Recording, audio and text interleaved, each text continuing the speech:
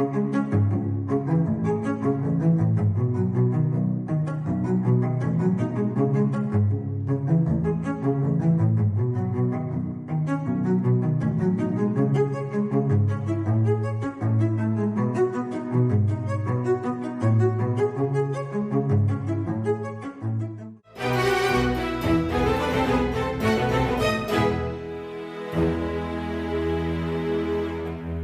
tal? Muy buenas tardes, soy Héctor de Mauleón, le agradezco que nos acompañe nuevamente en una emisión del Foco.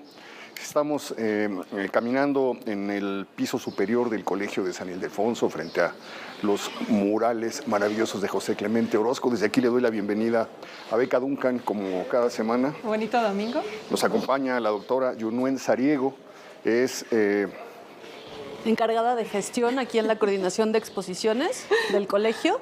Muchas gracias por la invitación. Pues no, muchísimas gracias por estar aquí con nosotros. Pues tenemos una oportunidad inmensa como primicia de entrar por primera vez a ver cómo se está preparando una exposición por los 100 años del nacimiento de esta extraordinaria escritora mexicana que fue Rosario Castellanos, y al mismo tiempo vamos a tener la oportunidad de ver cómo se está preparando esta exposición. Pues es decir, ahora cuando ustedes están viendo el programa, la exposición ya habrá inaugurado, pero les vamos a mostrar un poco del tras bambalinas, ¿no? De cómo se prepara todo esto. Exactamente. Ahora, Rosario Castellanos nace en mayo del 25, la Ciudad de México, ¿no? La Ciudad de México. En la Ciudad de México. Se la llevan los padres muy niña a Comitán. Su padre es dueño de un par de fincas, de haciendas. Ella crece rodeada de esos privilegios sin ver el mundo que la rodea, el mundo pues, de los terratenientes de esos años, y comienza a sufrir una serie de golpes. El golpe más significativo es la muerte de su hermano Mario, que la llena de culpa, de tristeza, corta a su familia. Ella llegó a decir que hubiera preferido morir ella, que se sintió culpable de haber sobrevivido a su hermano. Y luego viene un segundo golpe, que son las expropiaciones del cardenismo, que hacen que las fincas se vean cercenadas, que se desate el odio contra la figura de Cárdenas, y ella viva en la contradicción de ver las condiciones de los indígenas chiapanecos, de miseria, de abandono, de olvido, de pobreza, y lo que Cárdenas les está haciendo por ellos. Entonces comienza pues, en ese momento una lucha por entender al mismo tiempo el mundo en el que está, pero al mismo tiempo estamos hablando de una mujer que practicó la poesía. Hay un poema que se llama Lamentación de Dido, que es uno de los grandes poemas de la literatura mexicana. Hay un poema que se llama Valium 10, que es bellísimo y tristísimo, porque todo en Rosario Castellanos es bello y triste. Es una soledad devastadora y salvaje la que rodea el mundo de Rosario Castellanos. Es autor de novelas como Balum Canán y Oficio de Tinieblas. Es autora de una obra periodística que quedó sepultada en las páginas de Excelsior durante mucho tiempo, una columnista con una mirada crítica y con un conocimiento de la literatura de verdad extraordinario, muy, muy impresionante. Y va creciendo esta figura de una muchacha que forma parte de la generación de medio siglo, con Emilio Carballido, con Sergio Galindo, con Sergio Magaña, con todos los grandes escritores que forman la ruptura en las letras mexicanas de los años 50. Ella ocupa un papel muy, muy, muy relevante, pero siempre atormentada, siempre perseguida por una especie de lucidez extraña, que la lleva a morir en 1974. No queda claro. Pues, ¿O sí queda claro? Pues sí queda más claro. De hecho, bueno, no te quiero interrumpir, pero bueno, esta exposición pues ha sido un reto muy interesante para nosotros que trabajamos aquí en San Ildefonso, porque pues hemos podido tener contacto con la colección que amablemente pues presta a su hijo para que Gabriel Guerra Castellanos, para que sea vista. Muchas de estas fotografías no han sido vistas nunca, y entonces es muy interesante y algo que interesa mucho tanto a las especialistas involucradas de Cultura y Literatura UNAM, de la Cátedra de Rosario Castellanos y a nosotros, es desmitificar varios supuestos que se han construido alrededor de la figura de Rosario Castellanos. Justamente desmontar esta idea de una mujer sufriente y más bien enfatizar los logros que ella llevó a cabo, ¿no? Y todas las luchas en las que ella fue pionera, porque fue una mujer pionera y que además son vigentes hoy, ¿no? Claro. Sí sabemos que murió por un tema de una lámpara y demás. Pero en su trabajo diplomático, ¿no? Que Estaba- estaba en sí. de su vida que también es muy interesante. Sí, que además estaba en un momento cumbre, ¿no? No, Ella pues, estaba sí, viviendo... pero no, qué bueno que lo tocas y qué bueno que podamos debatir esto, pero es que basta con abrir un poema, un libro de poemas de ellos para darte cuenta del profundo dolor con el que miraba el mundo. Uno no puede leer un poema de Rosario Castellanos y, digamos, seguir impune. Claro. ¿No? Que te toca algo que es muy fuerte. De verdad vale muchísimo la pena. Ojalá podamos aprovechar esta ocasión, Bueno, la recorrido. exposición tiene varios extractos de su obra literaria, Sí. hay que decirlo, ¿no? Es una combinación muy interesante del archivo personal, las fotografías, con sus textos, para también escuchar su propia voz, ¿no? Eso es muy importante. Estará sonorizada también con audios en donde ella lee poemas suyos. Qué padre. Entonces, bueno, la idea es escucharla a ella y, pues, como es nuestro trabajo, acercar esto que pues, nos han traído a nosotros a los públicos, que es nuestra prioridad, ¿no? A la gente. Qué bien está elegido, ¿no? Sí. Este fragmento, este nudo que fui, inextricable de cóleras, traiciones, esperanzas, vislumbres repentinos, abandonos, hambres, gritos de miedo y desamparo y alegría fulgiendo en las tinieblas y palabras y amor y amor y amores, lo cortarán los años. Es que es muy seco, siempre es Creo que Lívida Luz es un libro que quedó inédito. No lo tengo. No lo tengo claro. No estoy muy segura, pero creo que no inédito.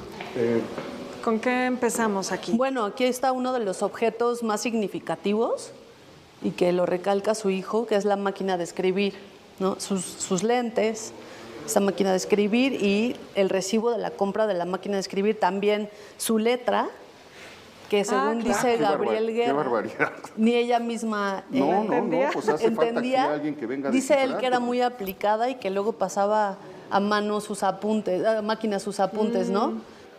Oye, 1,300 pesos una máquina de escribir, ¿en qué año? Esto es ¿No alcanzo a ver? No alcanzo a ver el año. Pues no era, 1956. estaba carona, ¿eh? Pues sí, y sus lentes, ¿no? Unos de sus lentes, Ok. Mira, esto es padrísimo, ¿no? manuscritos. Aproximación a la actitud poética. Bueno, es que es autora de cerca de 500 ensayos, que muchos no se publicaron. Yo recuerdo un texto de José Emilio Pacheco, que le dedica a los pocos días de la muerte de Rosario Castellanos, diciendo la mayor parte de sus cosas quedaron sepultadas, no las supimos leer, pero va a llegar un tiempo en el que la doble condición que tuvo que enfrentar Rosario Castellanos va a encontrar su justa dimensión, que era ser mujer en ese México y ser discriminada. Y la realidad de ese México de abandono, de olvido y de lo que México le hacía a sus indígenas, que le tocó a ella narrar y presenciar, ¿no? En ese sentido, pues evidentemente es lo que ella escribió de forma multifacética. Además, pues es muy actual, porque pues la defensa por los grupos originarios de México y por los derechos de las mujeres sigue siendo actual y pues algo urgente, ¿no? Claro. Que resolver. Y en esta primera parte vemos un poco eso, ¿no? Su infancia, Sus su antepasados, familia, su familia. y el mundo en el que ella creció en Chiapas. Sí, en su primera infancia, claro. Ahora, esto es maravilloso porque estamos viendo las fotos antes de ser colocadas en la vitrina. Sí. ¿No? Entonces vemos un poco aquí el proceso con cómo van identificando las cédulas. Su padre. César Castellanos. Sí, su padre. Sus abuelas, materna y paterna. Los trabajadores que estaban con el padre, ¿no? Ahí en Chiapas.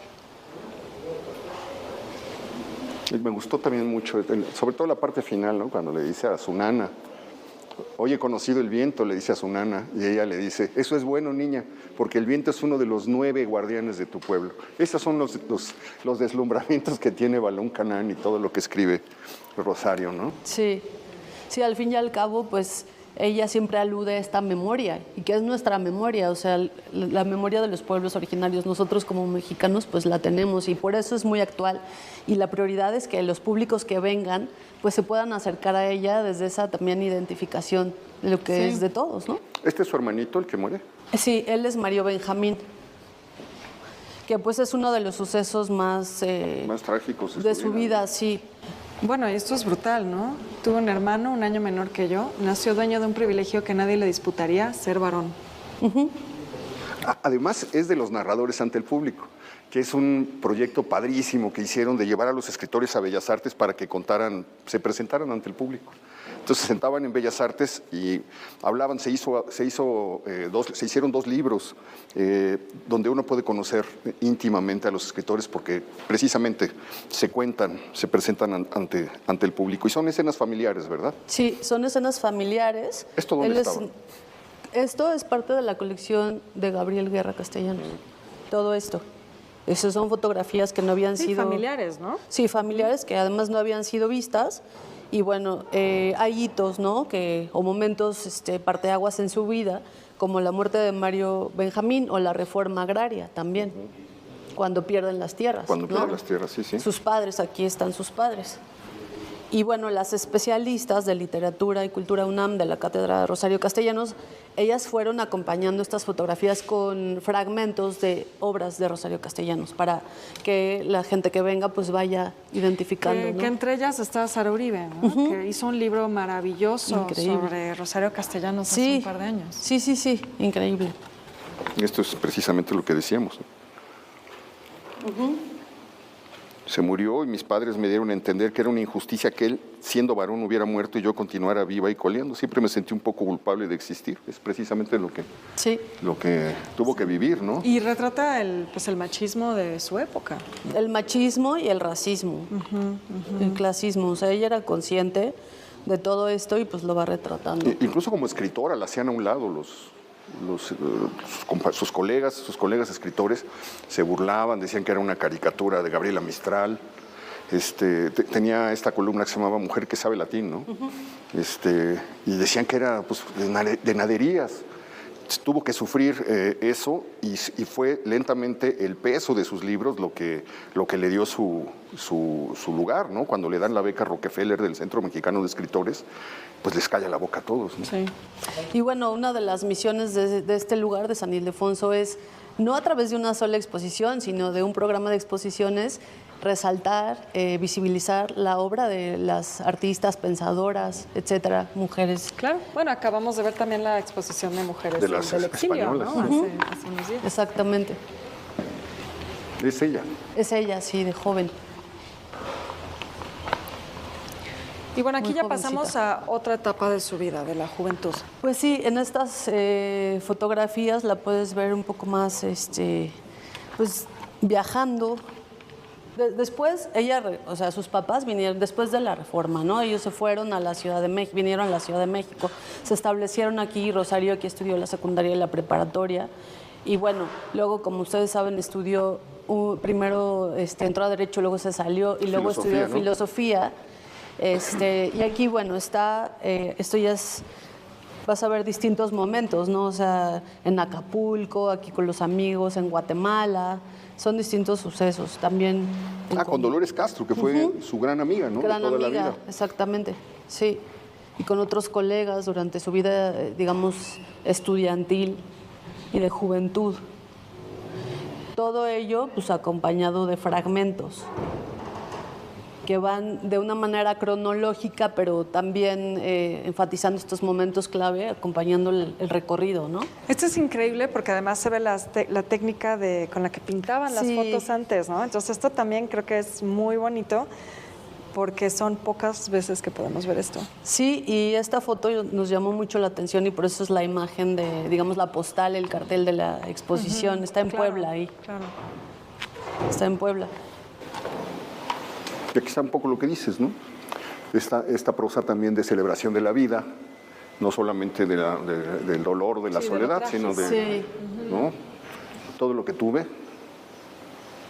domingos enteros en la playa, arboledas anónimas, amigas, manantiales ocultos que cantaban y libros que se me abrieron de par en par, padrísimo, ¿no? Sí, y bueno, con esta exposición también nos interesa que haya distintos, pues podremos llamarlos niveles de lectura de la exposición para quien venga con menos tiempo y más tiempo y quiera profundizar, ¿no? O sea, incluso, bueno, hay estos bullets y otros fragmentos para verlos más de cerca, con más detenimiento. Y también estará al final van a ver una sala donde se pueden consultar obras de Rosario para quien se quiera quedar. Oye, y nos decías que también hay piezas del archivo de la UNAM y aquí vemos quizá algunas de ellas, vemos su credencial o qué es esto. Esto sigue, todo lo que es objeto es parte de la colección del hijo de Rosario Castellanos. Hay algunas imágenes que han sido, digamos, ampliadas que provienen del archivo histórico de la UNAM. Del fotógrafo Ricardo Salazar. Entonces, bueno, todas estas son, bueno, de su escuela, aquí, algún baile al que fue, identificación de la universidad, colaboraciones del estudiante, empezó a publicar. Pero esto ya es su credencial como maestra. Sí, maestro de filosofía. No, sí, no como alumna. Sí, aquí es como alumna, pero también es como... Hay distintos momentos, ¿no? Pero leemos la parte más académica de eso. La parte más de estudiante, digamos.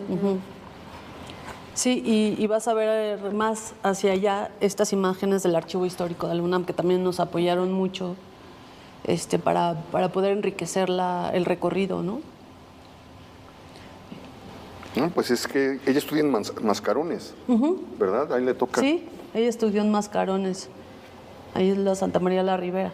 Y aquí está el libro que decía yo que no estaba... Sí. De 1960 se publicó. Sí.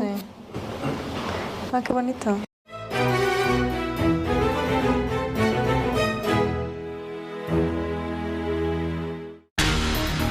Nunca antes un sábado fue tan divertido. ¿Será normal siempre estar de buen humor? Descúbrelo. Llega a tiempo a la estación para subirte al tren del meme con Mara Durón y Hernán Hochstrasser. Sábado, 12 de la tarde, por ADN 40. ¿Por qué a veces te despiertas a las 3 de la mañana? Despertarse en la madrugada y tener problemas para volver a dormir es una situación molesta para muchas personas. Este trastorno en el sueño puede ocurrir entre las 3 y las 5 de la mañana y tiene una explicación científica. Según los expertos, tiene que ver con una baja de niveles de azúcar en sangre. El descenso de la glucosa provoca la liberación de hormonas del estrés, mayor cortisol y el aumento de la adrenalina. Estos tres factores alteran el sueño profundo y provocan que las personas interrumpan su descanso. Para no despertarse en la madrugada, reduzca el consumo de grasas saturadas, proteínas moderadas y pocos carbohidratos. Los ajustes alimenticios ayudarán a mejorar el descanso nocturno. Sin embargo, existen otros factores que pueden alterar el sueño, como lo son el estrés, la ansiedad y el consumo de ciertos medicamentos. Además, se sugiere evitar la exposición a pantallas, celulares y televisores antes de dormir. Y por supuesto, cualquier síntoma que tengas, consultar a un médico, ya que el sueño es fundamental para la salud. Para ADN 40, Fuerza Informativa Azteca. La información desde su punto de origen. Somos el enlace para que tu voz sea escuchada. Cubrimos cada punto del mapa para mostrarte tu ciudad en tiempo real. Con Viridiana Hernández. Lunes a viernes a las 6:30 de la mañana. Por ADN 40. Siempre conmigo. La industria de los videojuegos crece cada vez más en el mundo. Se trata de un sector económico que genera altos dividendos, así como múltiples modelos de negocios nuevos, lo que significa una oportunidad de desarrollo para profesionales de diversas áreas. Por ejemplo, el 20% de los empleos relacionados con la creación de videojuegos están ocupados por programadores, también conocidos como desarrolladores. Los artistas 3D y 2D suponen el 17% del total de puestos de trabajo relacionados con los videojuegos. Ellos son los responsables de modelar todos los elementos del videojuego, tales como personajes, paisajes y objetos. Los diseñadores de videojuegos representan el 8% de los trabajadores de este sector. Son los encargados de escribir el relato y la trama del videojuego a través de un guión. Y bueno, como ustedes saben, ella se va a España a estudiar. Y aquí está en el barco, SS a Argentina, me parece, viajando hacia allá. Y mueren sus padres también, ¿no? Sí, en el 48 sus época. padres mueren, mueren el mismo año, sus papás. Entonces, pues eso la deja Se acaba de arruinar. pues en una especie de... Ha de haber sido súper duro quedar en esa orfandad de padres, ¿no? Claro. Y económicamente también, ¿no? Se las ven complicadas, ¿no? Pues sí, sí. Aunque pues ella pues tuvo desde muy joven puestos importantes. Mira, aquí está con el gran Juan García Ponce, ¿no? Antes de que enfermara. Entonces, todas estas imágenes son ya de su viaje a España. No, estas son esta, pero no todas, no todas. Varias son aquí. Y varias de estas que estás viendo aquí se reprodujeron del acervo del Archivo Histórico de la UNAM. Esta es otra novela, perdón. No, sí. Otra novela Ciudad Real. que trata sobre el drama de los indígenas también. Sí, dentro de esta trilogía, Balún Canán, Ciudad Real y Oficio de Tinieblas. Aquí está con Augusto Monterroso. Ah, que era parte del grupo ese, pues sí, claro. Entonces, digamos que la exposición es más o menos cronológica, va acompañando como distintos momentos de la vida de Rosario Sí, Castellanos. se decidió como seguir etapas. esa estructura también porque pensamos que era mejor para el público en general, no solo para especialistas, ¿no? Claro, porque no podemos asumir que todo el mundo sepa quién es Exactamente. Rosario Castellanos. Entonces, por eso sí creímos que era como más fácil de entender así. Ok, entonces, digamos, resumiendo, ¿qué es lo que hemos visto hasta este punto de Pues, Rosario? ¿Qué es lo que se nos ha informado? La historia un poco de sus antepasados, de su infancia en Chiapas, su formación académica, sus viajes, sus primeras obras, y poco a poco como ella, se va marcando la exposición con estos sitios, como ella ya se vuelve una escritora, ¿no? Sí, digamos, esta primera parte es su formación y como su ingreso al mundo de las letras, ¿no? Sí, y aquí ya está con Ricardo Guerra. Claro. Fíjate, esto también es padrísimo. Su credencial como coordinadora del Teatro Guiñol, del centro indigenista, porque ella lo que hacía era, pues, les escribía cuentos para que los niños indígenas aprendieran a leer, para que conocieran, pues, o pudieran superar la segregación cultural en la que se encontraban. Es una parte de su vida que dedicó a ellos, ¿no? Sí, sí. Porque ella pues vuelve a Chiapas también, ¿no? En esta época. Sí. Bueno, pues como ven, aquí estamos en proceso de montaje. Aquí pueden ver, saben que Rosario Castellanos se fue a Estados Unidos también para dar cátedras y clases allá. Entonces aquí hay algunos contratos de trabajo, y todo ello acompañado de libros importantes del momento. ¿Y cómo es que ella empieza a lograr ese reconocimiento más internacional? Pues supongo que tenía que ver mucho con su trayectoria desde también haber trabajado en la UNAM y en otras instancias, ¿no? Tuvo mucho que ver eso. Y justo algo importante es que aquí, digamos, los acervos, las especialistas, todo ello tiene que ver con esta casa de estudios, con la UNAM. No, le dan el premio Villaurrutia, que le dan también, el premio, le dan dos premios seguiditos, ¿no? Sí. Que son los más importantes, de un año al otro, y empieza, pues, digamos, su despegue. Se me olvida el otro premio. Qué buenas fotos, ¿eh? Sí, e identificaciones, su pasaporte anda por ahí también. Ya como una literata, ¿no? Sí, ya con una carrera consolidada. No, y los libros, ¿no? Aquí está el que mencionábamos, Mujer que sabe latín, Poesía no eres tú, que es un libro... Álbum de familia. Y Álbum de familia, sí. Creo que este es su último libro. Bueno, varios libros se publicaron póstumamente. Eso es lo que yo sé.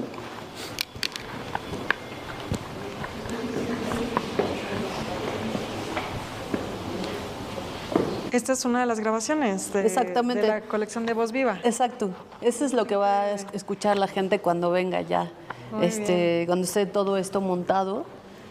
Y hay pues ciertas imágenes que nos parecen increíbles. A mí me encanta esta, por ejemplo. Aquí está. ¿Te acerca? Perdón. Sí. Recibió el Villaurrutia y luego recibió el Sor Juana. Que esos fueron los premios que la catapultaron, ¿no?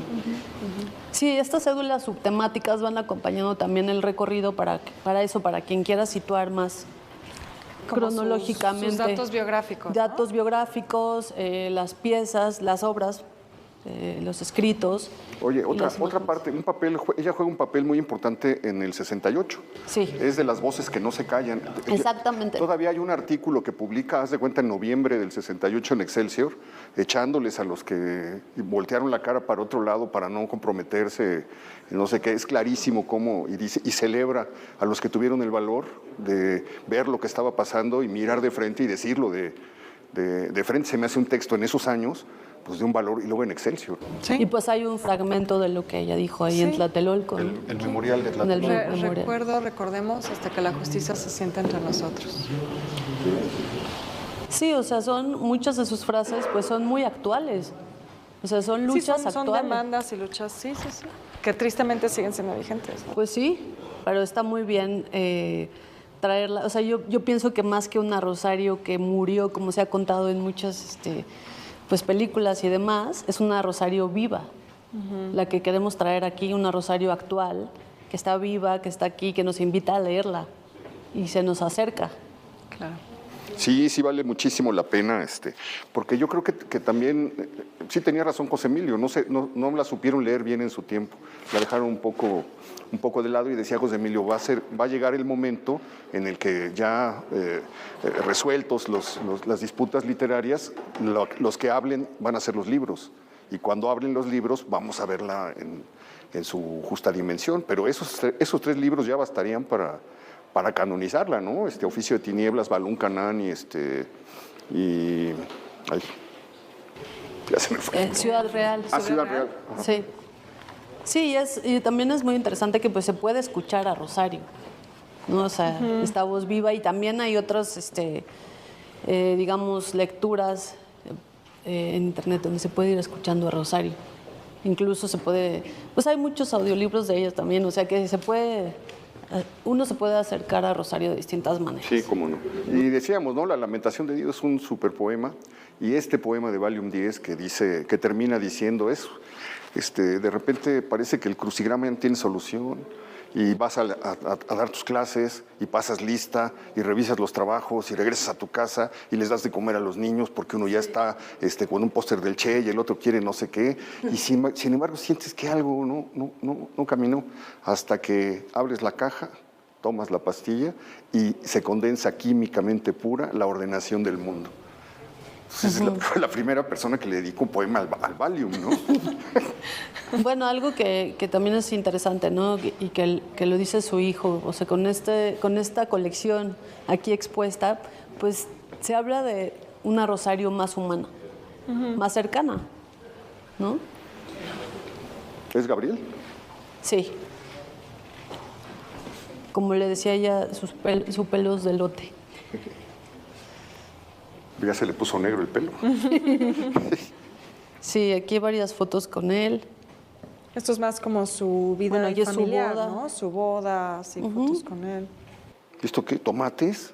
¿La lista del mercado? Sí, esta es una No lista digas. de compras. Mira, berro. Que también pues se podría, digamos, espejear con lecciones de cocina. Bueno, y que es algo, Héctor, también que platicábamos con la exposición de artistas exiliadas, ¿no? Como pues finalmente las mujeres difícilmente se podían todavía, ¿no? Pueden dedicar exclusivamente a su trabajo creativo, ¿no? Siempre la parte doméstica está ahí imponiéndoseles. Sí. Y es interesante ver también eso aquí, ¿no? De nuevo con una perspectiva de género en la exposición. Sí, complejo. Este es un libro de crítica, ¿no? Juicios sumarios. Uno de crítica literaria, ¿no? Que hizo. Sí. Y pues esas son primeras ediciones. Luego ya de este lado pues podrán consultar algunas otras obras ¿Va a de estar ella. ahí? Sí, porque Ese es de Letras Mexicanas del Fondo de Cultura. Este es de la Veracruzana. Es editorial. De Yus. Y bueno, algo que nos han platicado los compañeros de museografía, ellos intentaron crear esta atmósfera para acercarnos a Rosario también con una gama cromática de la época, ¿no? O sea, tiene que ver con las fotos de ella, pero también con la época. Claro que tiene sentido, son como el tipo de colores que te encontrarías en una casa de los años 50, 60, ¿no? Sí. Sí, sí. Oye, ¿cuántas piezas hay? Alrededor de 100 fotografías. Y luego están los recursos museográficos que pues son las reproducciones de las fotos que les cuento de la UNAM, más los libros, más también reproducciones de algunas revistas, la pieza sonora, etcétera. Y nos interesaba también mucho cerrar esta muestra con Rosario riéndose, porque pues como saben, queda impreso en su trabajo el humor. Y nos ayuda también a quedarnos con ella como esta mujer alegre, no... Como decías, desmontar la idea de que ella solo sufría. Exacto. Mira, pues no lo había visto, pero ahí lo tienen, está, lo entresacaron, ¿no? A veces si no tratas de restarle importancia diciendo que no ocurre con frecuencia, se te quiebra la vara con que mides, se te extravía la brújula y ya no entiendes nada. Es un gran poema. Bueno, vamos a hacer una pequeña pausa, no se vaya.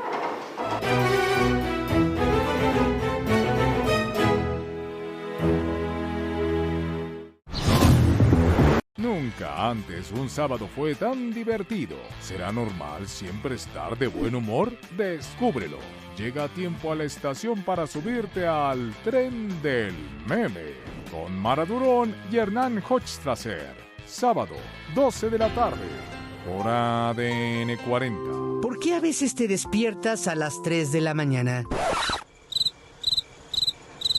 Despertarse en la madrugada y tener problemas para volver a dormir es una situación molesta para muchas personas. Este trastorno en el sueño puede ocurrir entre las 3 y las 5 de la mañana y tiene una explicación científica.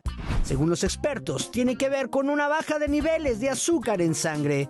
El descenso de la glucosa provoca la liberación de hormonas del estrés, mayor cortisol y el aumento de la adrenalina.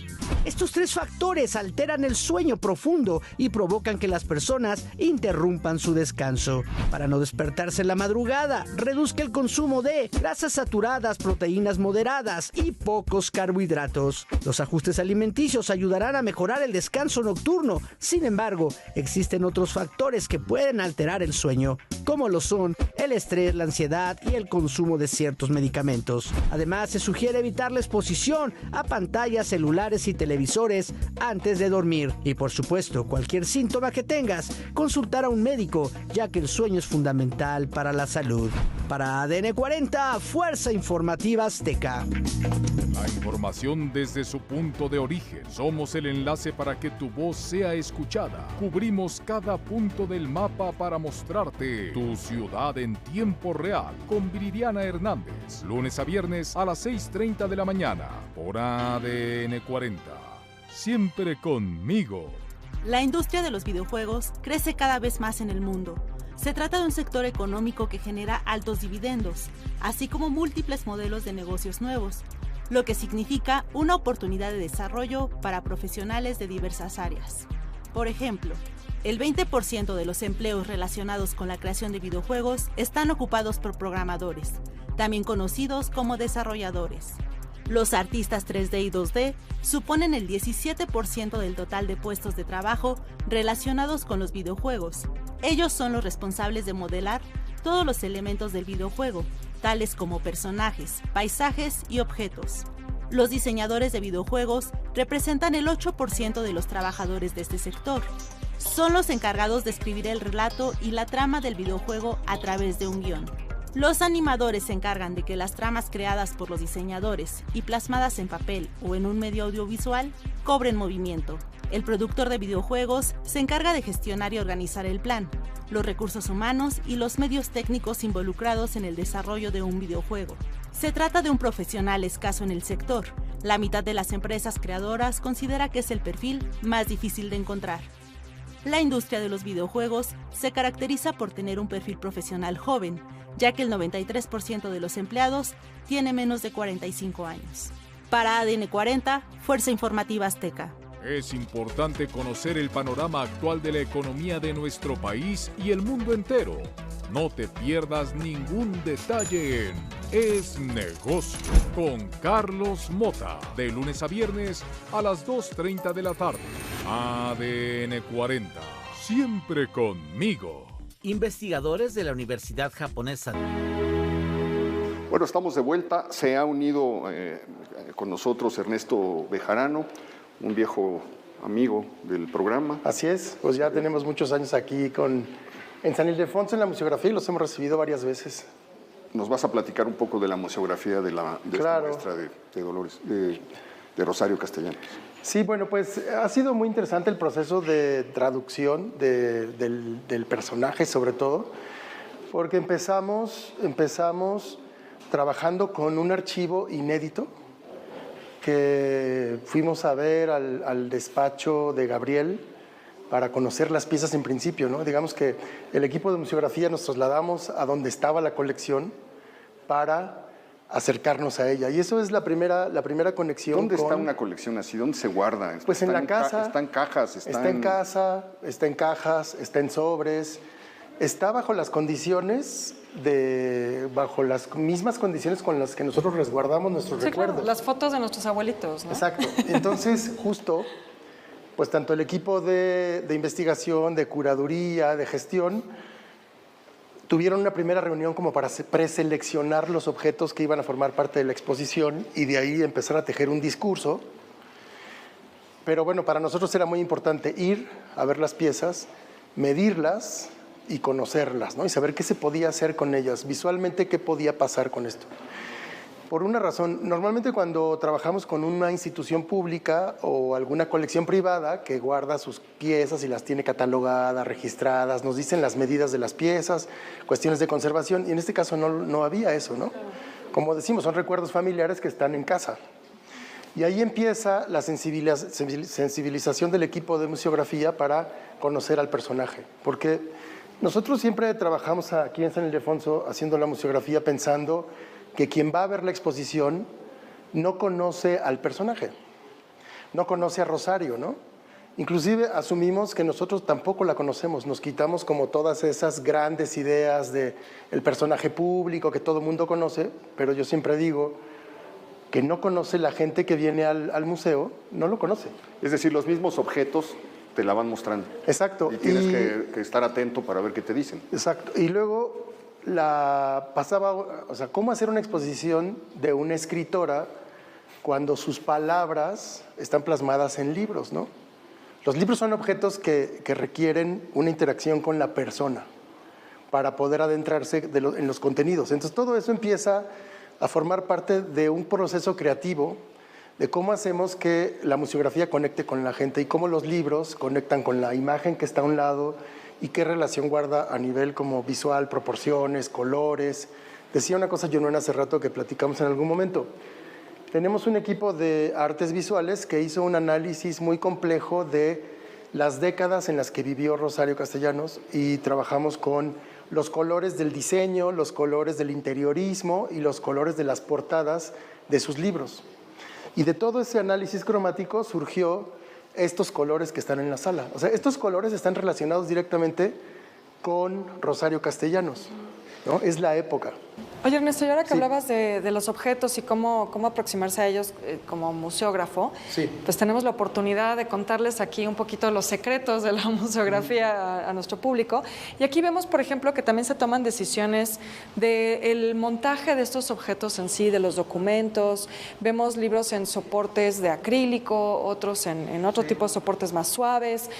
Cuéntanos un poco para quien nunca se ha aproximado a este tipo de cosas, Bueno, pues, ¿cómo se van tomando también esas decisiones de cómo se exhiben estos? Claro, mira, les decía en un principio, Beca, que que fuimos a medir estas piezas, ¿no? Luego de ahí, a la colección se le sumaron los libros que Curaduría seleccionó. Luego ahí se sumaron fotos que son estas fotos que están impresas en los muros, que algunas salieron de las originales y otras de la UNAM, del Archivo Histórico de la UNAM, y todo eso empieza a sumarse en una mesa, ¿no?, de trabajo. Y luego llega un guión que nos dice cuántas piezas van por grupo, ¿no? O sea, Sí, cuántas ¿y en qué fotos, orden, en no? qué orden, ¿no? Vamos a pensar en qué secuencia de aparición según el discurso. Como vieron al principio, la exposición arranca con la máquina de escribir, con una libreta de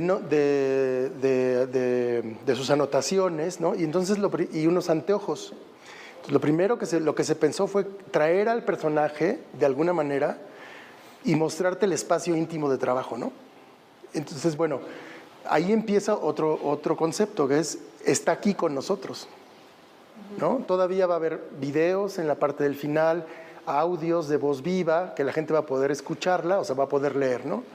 Entonces, digamos, tenemos una lista de obra que tiene los originales, tenemos libros, tenemos fotos de apoyo y sabemos cómo van en grupos.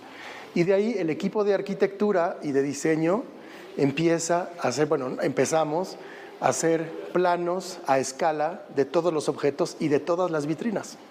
Digamos, esto que vemos aquí hoy, que todavía ha pasado por un proceso de acomodo, que no es el final, porque lo que está viendo el público son las vitrinas casi montadas. Sí, hay unas ya montadas y otras en proceso. Entonces, ninguna está montada final. Estamos en un proceso de 90%.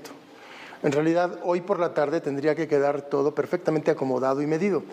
Pero lleva un proceso casi de 2 meses de diseño de los interiores de vitrinas, pero también del espacio museográfico. O sea, y de esto que los estamos recorridos. viendo, ustedes lo tienen en digital. Exacto. Digamos, podríamos hacer un recorrido virtual de esto mismo. Podríamos hacerlo y podríamos mostrarte las 4 o 5 versiones previas del proyecto. ¿Cómo eliges, por ejemplo, qué foto vas a sacar de ahí para darle un mayor tamaño? Pues mira, eso lo tomó... ¿Son las clásicas o son fotos No, yo creo que son sorprendentes fotografías que te dan la clave del tema, ¿no? Y por eso también están las palabras y las letras de Rosario Castellanos en las paredes que van conectando con lo que ella te dice, lo que tú puedes ver de cerca en la vitrina, la imagen y una nota.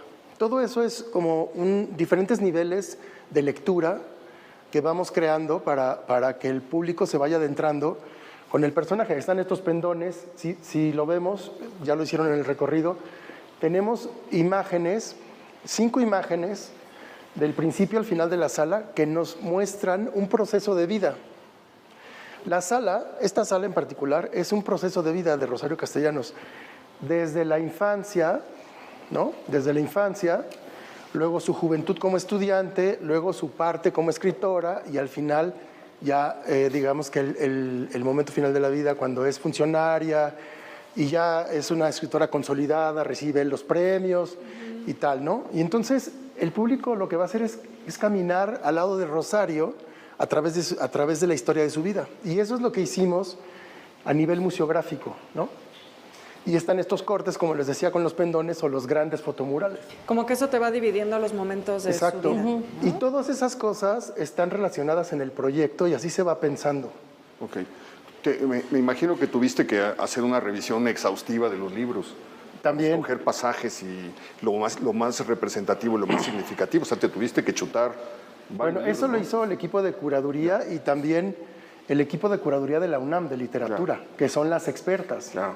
Sí. ¿No? Está Julia Santibáñez, está Sara, no sé. Julieta García, me parece. Julieta García. Ajá. Es un gran equipo. Loret Godinas. O sea, como les digo, es como todo se pone en una mesa, es un gran pool de trabajo. Pero a nosotros nos toca, a los museógrafos nos toca traducir todas esas ideas, ¿no? Oye, y pensando en eso de traducir las ideas, vemos acá una mesa que está todavía muy en proceso. Sí. ¿Cómo también ustedes van acomodando las cosas? Porque en el guión viene como un orden de los objetos, pero también ustedes tienen que tomar consideraciones a veces más estéticas, de la proporción de las cosas, el acomodo. O sea, al final no solo se trata de que esté en el orden correcto, cronológico, porque cuando uno se acerca se vea bien la vitrina, ¿no? Sí, entonces, mira, ¿cómo van haciendo sin duda, eso? ahorita no están perfectamente acomodadas ni con las medidas, pero se hacen grupos, ¿no? Y hay una cosa que a mí me gusta mucho pensar siempre, es que nosotros leemos de izquierda a derecha y de arriba hacia abajo, ¿no? Si estuviéramos en Japón lo haríamos al revés. Entonces una manera de ordenar las cosas es justo eso. Cuando tú te paras frente a la vitrina, aquí habrá una tableta con las fichas, que ahorita están todas sueltas, pero que las vamos a manejar en conjunto. las piezas tendrán números que te van guiando. Y normalmente tendrías que leer de izquierda a derecha. Pero hay que empezar a ordenar, no sé, empezar a hacer arreglos, ¿no? No sé, o sea, ahí empieza ya como otro tipo de diseño más específico. Y si yo estuviera con estas imágenes en el muro, haría exactamente lo mismo. Empezaría a componer. A veces la museografía es como la música también. Hay que componer, hay que ir componiendo visualmente las cosas. Por eso cuando uno entra a una exposición, las cosas son armónicas, porque lleva todo un proceso de traducción y de diseño y de maduración hasta terminar con la composición. ¿Qué pasa con la curaduría, no? La curaduría no selecciona los elementos en un día y dice esto es y ahí quedó. Pasan 3 meses y siguen revisando y dicen esto funciona bien, conviene traer otra imagen. Me imagino que hay material que queda fuera. Sí. Que lo ves y dices, no. Pues ya cuando llega al museo ya está muy seleccionado. O sea, ya no traemos nunca piezas de alguna colección y luego las regresamos a la bodega, no. Lo que llega aquí ya lleva un proceso de 3-4 meses de selección. Y por eso también nos decías ir a ver las colecciones, ¿no? Que eso es también, muy importante. Lo hacen los curadores, lo hacen también de pronto los conservadores y restauradores, porque a veces puede haber un cuadro en una colección que dices, esto está increíble, pero resulta que está dañado, tiene hongo, no lo puedes mover, o sea, el ir a ver las cosas es una parte importante, ¿no? Sí. Justo, tú hablas de un equipo que es mucho más amplio, ¿no? Está la gente de investigación, la gente de curaduría que interpreta, inclusive está la gente de la colección que forma parte del proceso, porque está, y no recuerdo el nombre de la señora que maneja la colección con Gabriel, ¿Carmen se llama? No.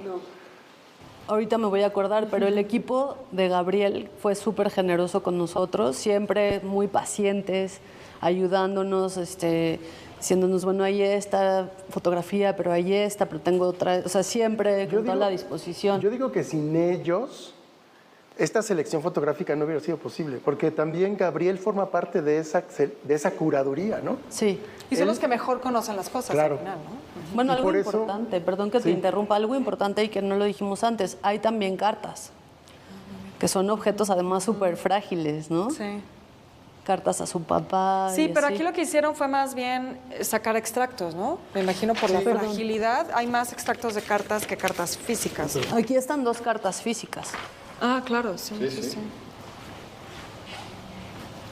Sí, que el papel es súper frágil, ¿no? Bueno, pues decías el tema de la conservación, ¿no? O sea, nuestro equipo de conservación también revisa y recibe y revisa las piezas y nos da especificaciones de montaje, ¿no?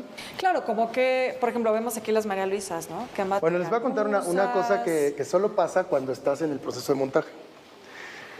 Estas fotografías, sobre todo en esta mesa, cuando las montamos para verlas sin las María Luisas que hicimos aquí, se empezaron a enrollar por una razón muy clara, y es que estando en casa, en sobres, en una caja, están en un ambiente completamente seco. Cuando llegaron al museo, el aire acondicionado las dotó de humedad y el papel se empezó a torcer. A las 3 horas de que las sacamos. Entonces, en ese momento las tuvimos que volver a meter en sus sobres. Metimos en sus sobres y ya que teníamos las María Luisas, las íbamos sacando del sobre. O sea, vemos esta mesa montada aquí, pero al menos estas fotos entraron y salieron del sobre por cuestiones de conservación unas 3 o 4 veces durante una semana de montaje. Porque además el manejo de colecciones implica procesos muy, muy precisos y con un tiempo, ¿no?, necesario. Somos muy cuidadosos porque lo más valioso pues es esta historia, es la vida. Es conservar el objeto, ¿no? Claro. Eso es lo que tienen que pensar. Entonces, bueno, pues ha sido muy interesante ver una exposición de una persona que es reconocida, que ha sido muy importante en México y en el mundo, pero que tenemos la posibilidad de narrar su historia a través de las imágenes de su familia y de su vida y de su desarrollo, ¿no? Pero ¿cuáles son los retos? Por ejemplo, pienso, una exposición de obra pictórica o de plástica, siento que estamos más acostumbrados como público a aproximarnos a eso. ¿Cuáles son los retos de hacer una exposición de archivo? ¿No? Sin que parezca solo un archivo. Sí. Bueno, pues justo la idea es que todo es un ambiente. La idea es crear un ambiente desde el gran contenedor que es la sala, luego los espacios subdivididos, luego los objetos. Y estos objetos originales se acompañan de los colores, pero también de repente crecemos una imagen a tamaño de fotomural. Y entonces vamos creando como capas de elementos que nos ayudan a conectarnos con el archivo. Las palabras que están en las paredes. Y hay una cosa que también a mí me gusta mucho pensar y es, esto tiene toda una intención curatorial y museográfica, pero quien le va a dar la lectura final al producto y al proyecto es el público. Porque cada uno de estos textos, cuando tú lo lees, llama a tus recuerdos. No llama a los recuerdos ni del curador ni del museógrafo, y esta imagen llama a tus recuerdos y a tus referencias históricas. Entonces también hay que ser de alguna manera parciales, ¿no? O sea, digamos, en el diseño museográfico como en la curaduría, ser totalitarios no es lo adecuado. Hay que dejar esos espacios donde la gente interpreta. ¿Encuentras momentos cruciales de la vida de Rosario en sus fotos? Yo creo que sí. Esta es una vitrina hiper importante. Diría que esta parte de la infancia, esta fotografía de su papá, ¿no? en la hacienda con los indígenas, y toda la historia que habla de ser terratenientes y de trabajar el campo, y luego la reforma agraria, y luego cómo cambia. Se nota cómo Rosario fue tocada por esta historia desde niña. La muerte del hermano. Y de ahí, yo digo que a partir de aquí en la juventud, cuando ella empieza a estudiar, esto que es la historia del pasado se convierte en la historia del presente y luego se convierte en la historia del futuro. Esto es fundamental para narrar la vida de Rosario Castellanos. Lo demás, digamos que ya es como algo natural que va sucediendo en un proceso de cualquier persona, ¿no? Es, bueno, de alguien similar a ella, ¿no? Que estudia, que se desarrolla profesionalmente y que trabaja y llega a cumplir con un objetivo. Pero yo creo que esta parte nos dice quién era ella, quién fue. Y es muy bonita los retratos de familia. Yo creo que aquí, esta parte del retrato de familia, no sé si no coincide conmigo en eso. Luego esto está en los libros, ¿no? Y bueno, ya después las cartas a Ricardo, pues también están en estas fotos. Se ve la relación con Gabriel. Yo creo que eso es interesante. Sí, esta parte es muy significativa porque además es una parte que creo que se conoce poco de su pasado, ¿no? Estas imágenes. Se ha visto, bueno, que además de que esta exposición es de un archivo inédito, ¿no? Estas son muy sorprendentes porque para alguien que a lo mejor la ha leído, que ha visto la película, otros videos, dices, bueno, ok, sí, conozco gran parte de la historia que está por allá, pero esta parte sí te contextualiza y vas entendiendo más las preocupaciones que la siguieron a lo largo de su vida. Esta foto es brutal, por eso. Sí, claro. Sí. Sí, como dices, Ernesto, pues sí, o sea, los fragmentos que hay aquí, los elementos que ustedes fueron colocando a lo largo del recorrido, pues lo que buscan no es imponer una versión de Rosario Castellanos, sino que la gente quiera saber más y que construya su propia versión, ¿no? Su propio recorrido y se apropie también del personaje tan emblemático que fue. Además, yo pensaría que es interesante ver el desarrollo del rostro de Rosario Castellanos. Porque no es una persona que se mantenga, o sea, en una continuidad a nivel de una expresión. Va cambiando, ¿no? Va evolucionando, sí, y es clarísimo. Así es. Bueno, cuando hay curaduría y cuando hay museografía y cuando hay expertos, siempre hay discusión, ¿no? Hablamos, me voy a regresar ahorita al otro, pero voy a hablar en particular de esta foto. Había dudas de presentarla en un formato como grande, ¿no? Porque la tenemos aquí abajo. Porque tal vez la época dice que no es el momento de hablar de las diferencias entre los pueblos indígenas y los terratenientes que había en ese momento, pero yo fui uno de los que dije, esto es historia, y esto es un momento de la historia de México, y no lo podemos negar. Hoy estamos haciendo algo como país para mejorar estas cosas, y tenemos una mejor relación entre todos, pero esto es una parte de la historia. No podemos digamos que censurar nosotros esas cosas, ¿no? Y no es una historia lejana. No es una historia vivimos lejana, un presente de desigualdad, y es importante decirlo, ¿no? Pero en algún momento hubo reflexión sobre eso, ¿no? ¿Debería estar o no en ese formato? Pues claro, porque tú dijiste, ese voto es impactante, ¿no? Es una realidad del país. No, porque digo, ves eso y luego piensas en Balún Canam. Exacto. ¿No? O cuando ella decide acercarse porque todo mundo a ella le parece injusto lo que hizo Cárdenas. Y le dice, ¿tú qué estás defendiendo? ¿No ves cómo huelen? Huelen alcohol, es mugre, no sé qué tanto. Que es la visión viva de cómo se veía este sector marginado y lo que México les había hecho. Entonces ella llama la atención. Yo no recuerdo un escritor mexicano, porque no es el indigenismo de la novela indigenista hecha desde Polanco.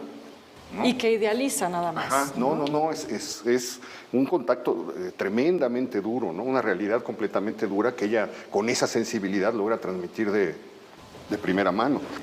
Oye, Héctor, ya nos están haciendo aquí señas de que se nos acaba el tiempo. No, pues ya se nos acabó.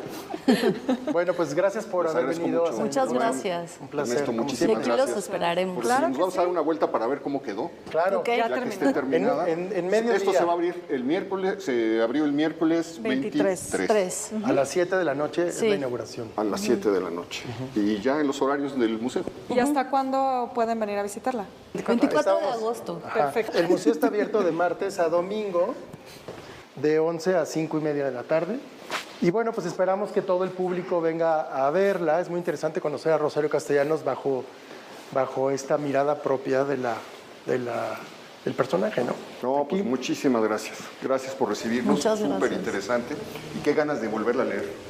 Sí. Sí, yo creo Sí, que es una invitación. Volverse a pide meter para... eso. Es una invitación a volverla a leer. Sí. Pues muchísimas gracias, Junuen. Gracias. Gracias, Benca. Gracias, Héctor. Le agradezco que nos haya acompañado, sígasela pasando bien y nos vemos la próxima semana, ya lo sabe usted, aquí en El Foco.